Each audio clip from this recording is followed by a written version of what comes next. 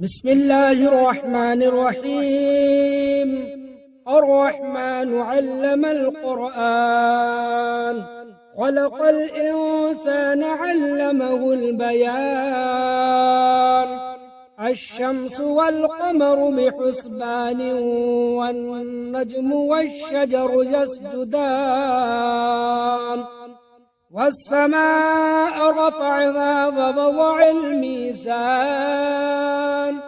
ألا تطغوا في الميزان وأقيموا الوزن بالقسط ولا تخسروا الميزان. والأرض وضعها للأنام، فيها فاكهة والنخل ذات الأكمام،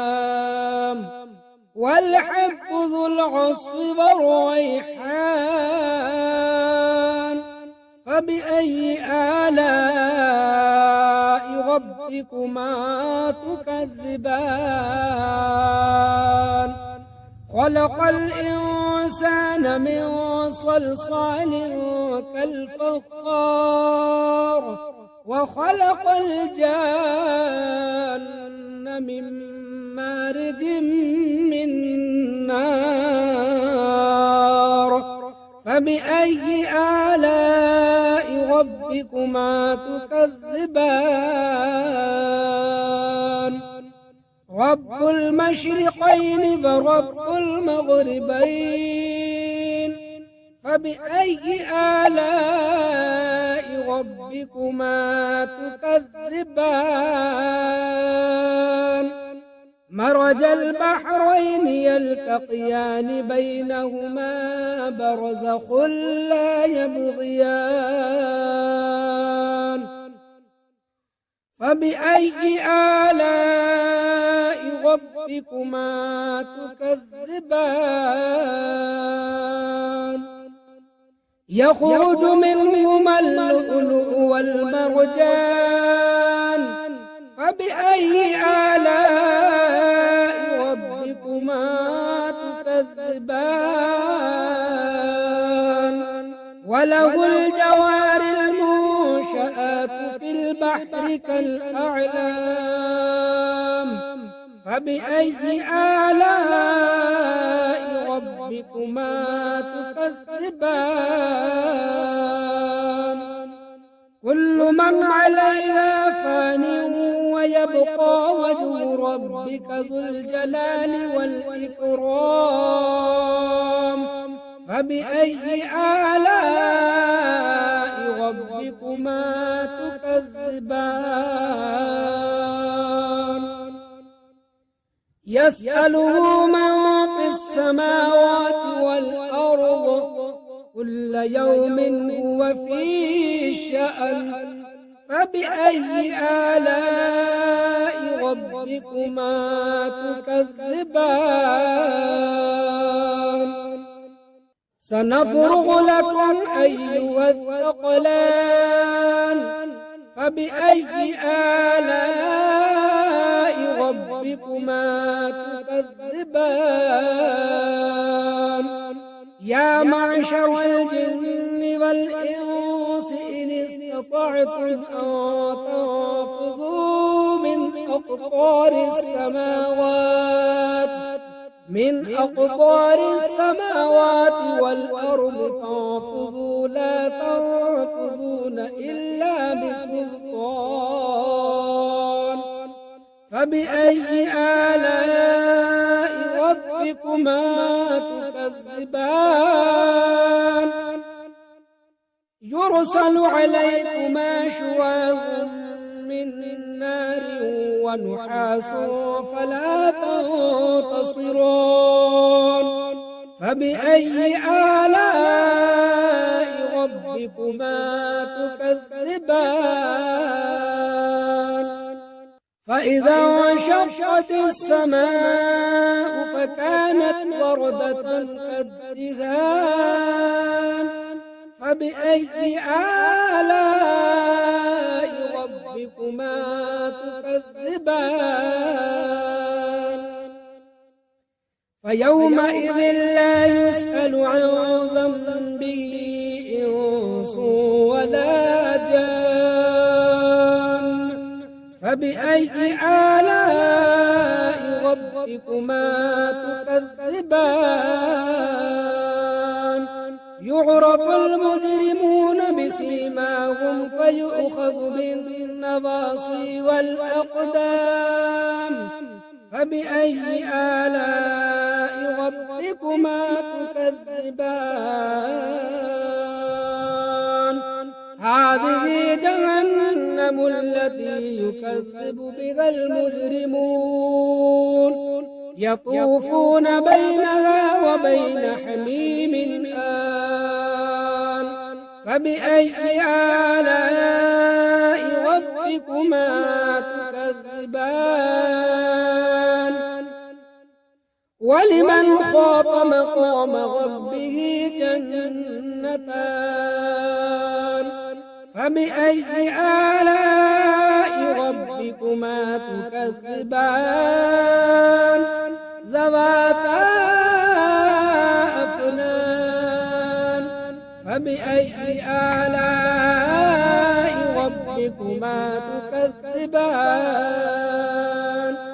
فيهما عينان تجريان فبأي آلاء ربكما تكذبان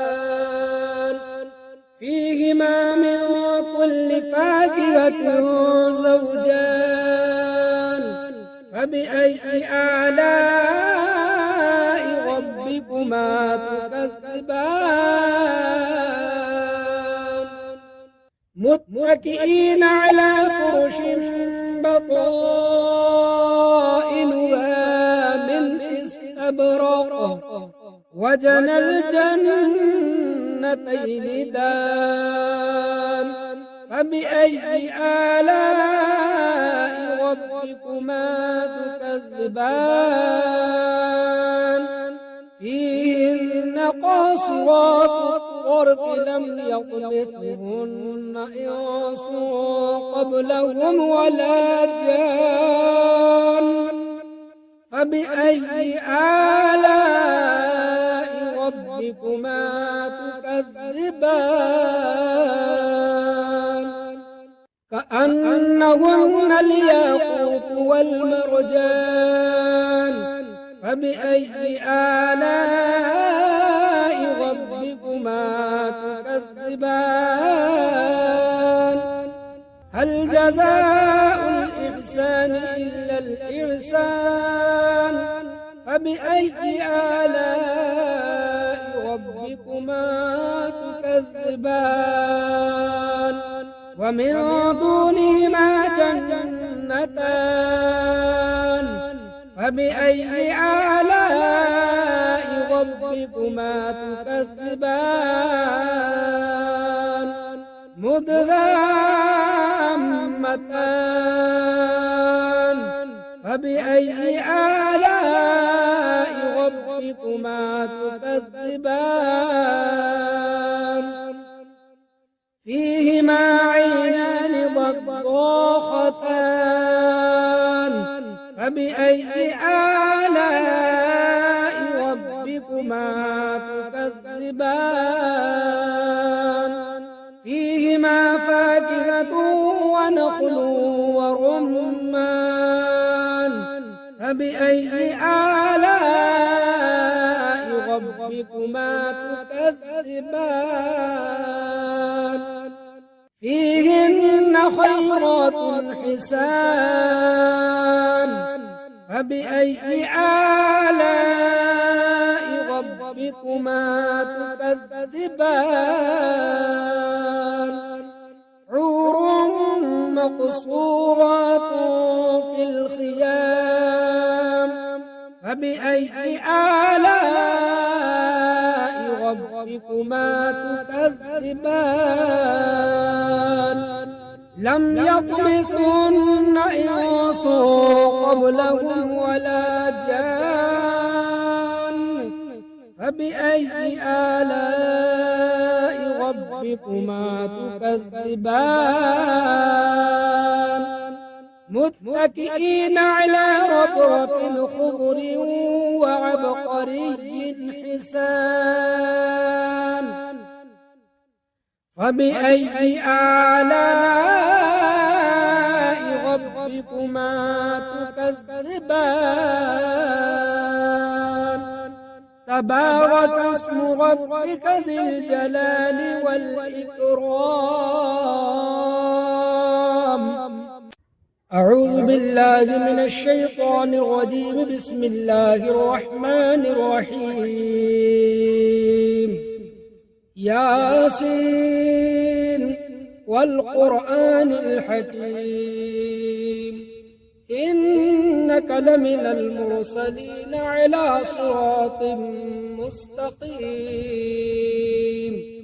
تنزيل العزيز الرحيم لتنذر قوما ما أنذر آباؤهم فهم غافلون لقد حق القول على أكثرهم فهم لا يؤمنون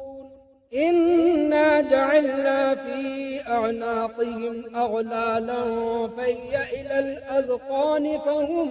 مقمحون وجعلنا من بين أيديهم سدا ومن خلفهم سدا فأغشيناهم فهم لا يبصرون وسواء عليهم أأنذرتهم أم لم تنذرهم لا يؤمنون إنما تنذر من اتبع الذكر فخشي الرحمن بالغيب فبشره بمغفرة وأجر كريم إنا نحن نحيي الموتى ونكتب ما قدموا وآثارهم وكل شيء أحصيناه في إمام مبين واضرب لهم مثلا أصحاب القرية إذ جاءها المرسلون إذ أرسلنا إليهم اثنين فكذبوهما فعززنا بثالث فقالوا إنا إليكم مرسلون قالوا ما أنتم إلا بشر مثلنا وما أنزل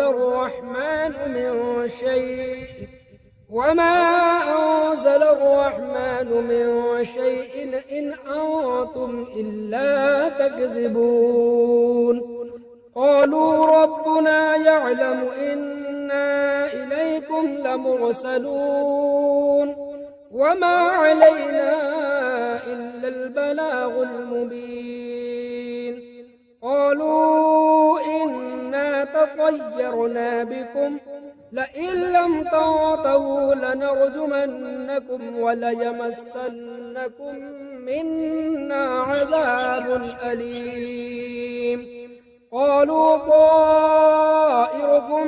معكم أئن ذكرتم بل أنتم قوم مسرفون وجاء من أقصى المدينة رجل يسعى قال يا قوم اتبعوا المرسلين اتبعوا من لا يسألكم أجرا وهم مهتدون وما لي لا أعبد الذي فطرني وإليه ترجعون أأتخذ من دونه آلهة إن يردني الرحمن بضر لا تغن عني شفاعتهم شيئا ولا ينقذون إني إذا لفي ضلال مبين إني آمنت بربكم فاسمعون قيل ادخل الجنة قال يا ليت قومي يعلمون بما غفر لي ربي وجعلني من المكرمين وما أرسلنا على قومه من بعده من جند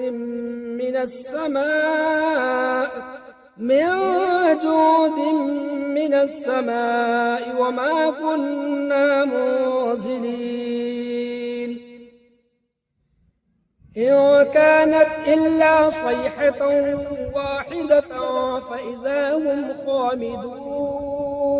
يا حسرة على العباد ما يأتيهم من رسول إلا كانوا به يستهزئون ألم يروا كم أهلكنا قبلهم من القرون أنهم إليهم لا يرجعون وإن كل لما جميع لدينا محضرون وآية لهم الأرض الميتة أحييناها فأخرجنا منها حبا فمنه يأكلون وجعلنا فيها جنات من نخيل وأعناب وفجرنا فيها من العيون ليأكلوا من ثمره وما عملته أيديهم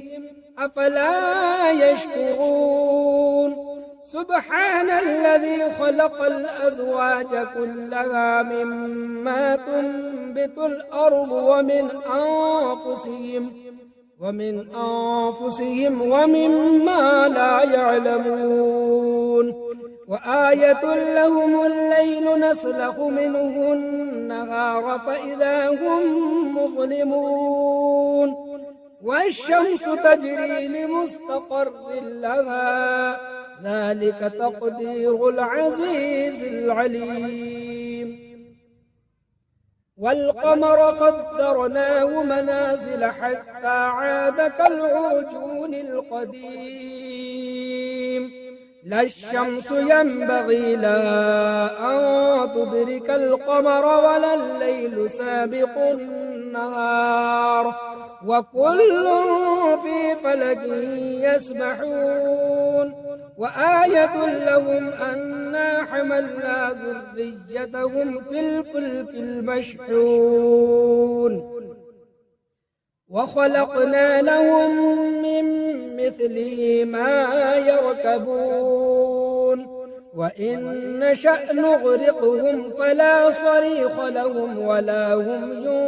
ينقذون إلا رحمة منا ومتاعا إلى حين وإذا قيل لهم اتقوا ما بين أيديكم وما خلفكم لعلكم ترحمون وما تأتيهم من آية من آيات ربهم إلا كانوا عنها معرضين وإذا قيل لهم أنفقوا مما رزقكم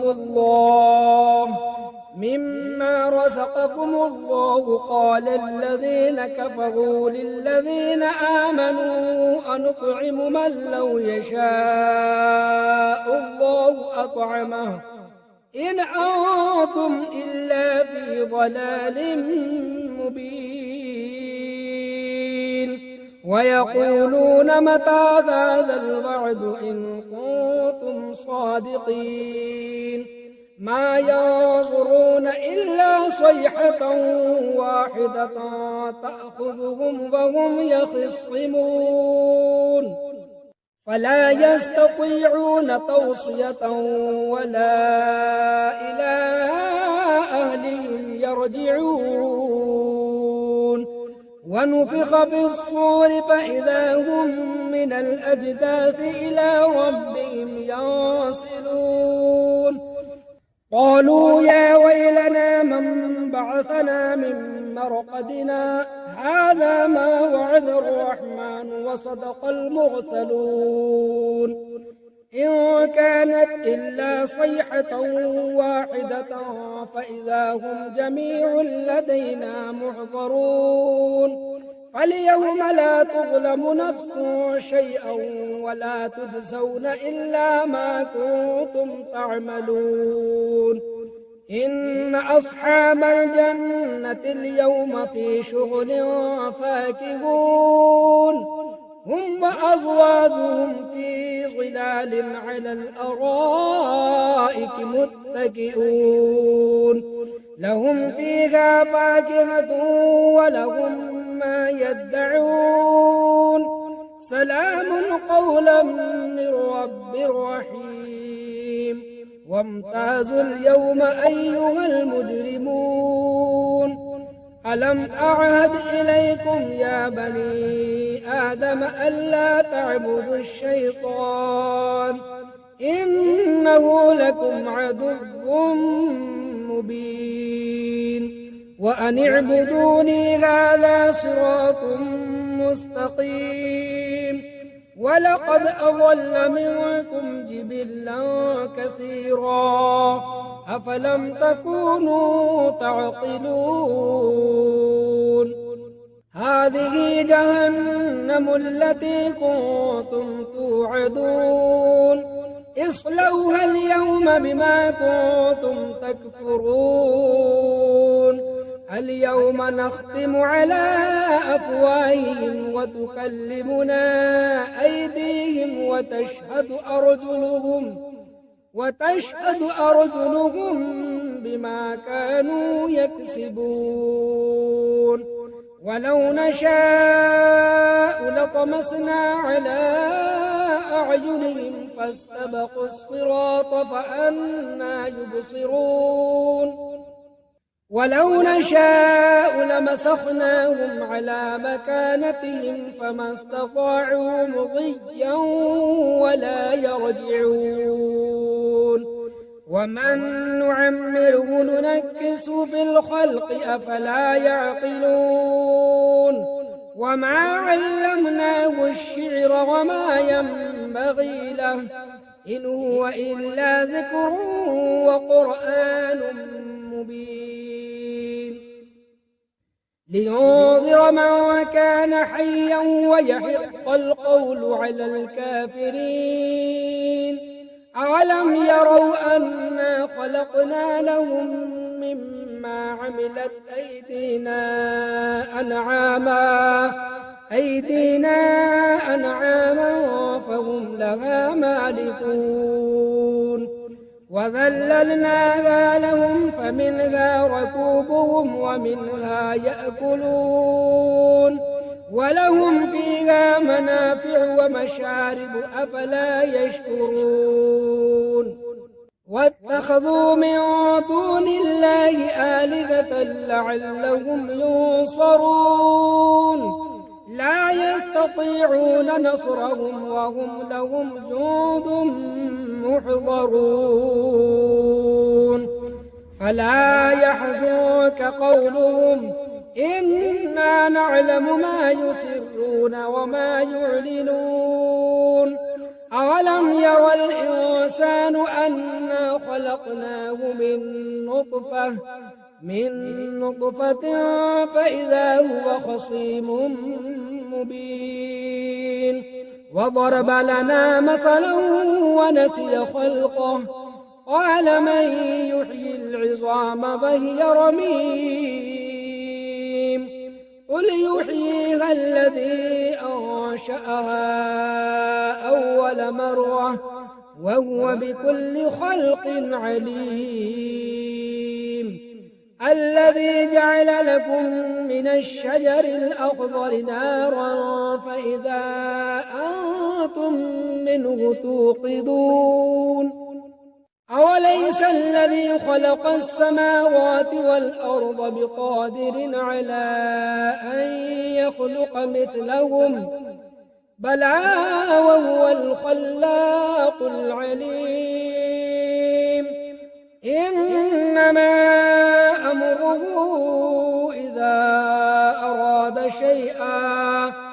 إذا أراد شيئا أن يقول له كن فيكون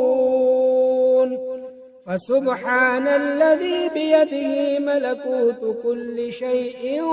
وإليه ترجعون